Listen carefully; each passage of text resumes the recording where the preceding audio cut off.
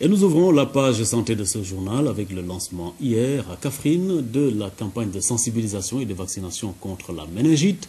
8 régions sont concernées. Au cours de la cérémonie présidée par le ministre de la Santé et de l'Action sociale, la question de l'accès aux services de santé a été évoquée. Reportage Fatou Diouf. Le message a été entendu. Toutes les couches de la population de Kaffrine sont venues écouter les conseils des autorités sanitaires. La méningite tue, il faut donc la prévenir. En atteste la dernière épidémie en 2009. Plus de 5000 morts ont été enregistrés. D'où l'urgence de prendre les devants et de vacciner 95% de la cible entre 1 et 29 ans. Nous savons que cette campagne sera un succès au niveau de Kaffrine, mais sera également un succès dans toutes les 8 régions du Sénégal qui ont été ciblées pour qu'on puisse vaincre la méningite A. Et cela, nous le faisons grâce à nos partenaires, la Fondation Bill et Melinda Gates, Gavi, mais également l'OMS, l'UNICEF, l'USAID, tous les partenaires au développement qui nous aident à pouvoir régler les problèmes de nos populations. La méningite est un véritable problème de santé publique. L'UNICEF et l'Organisation mondiale de la santé sont plus que jamais déterminés à appuyer notre pays. C'est ici l'occasion de saluer le haut niveau d'engagement politique des autorités nationales à promouvoir la vaccination préventive de masse contre la méningite A.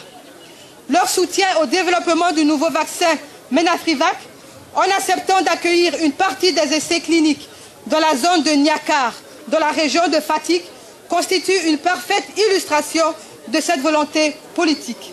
Je saisis cette opportunité pour réaffirmer l'engagement de l'UNICEF à soutenir et appuyer le gouvernement dans la lutte contre les maladies de l'enfant en général et celles évitables par la vaccination particulière pour la survie des enfants. La présence du ministre de la Santé et de l'Action sociale dans le Ndoukoumane a suscité beaucoup d'espoir chez les populations.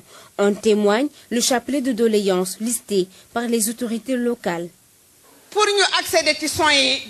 L'accès aux soins de santé est quasi difficile à Kaffrine. Les populations n'ont pas assez de moyens pour se payer la consultation.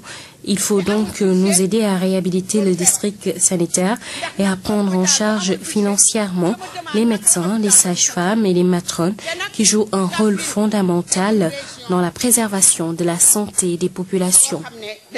En venant si nombreuses, mais surtout en faisant preuve d'un témoignage, d'une présence de plus de jeunes. Les populations de Kaffrine vous ont dit, nous vous livrons nos enfants parce que vous voulez travailler pour l'avenir et l'avenir de maintenant. En plus de cela, les femmes, par la voix de Nafi Ndiogou, ont demandé l'effectivité de la gratuité des césariennes et des accouchements dans les différentes structures sanitaires de la région de Kaffrine.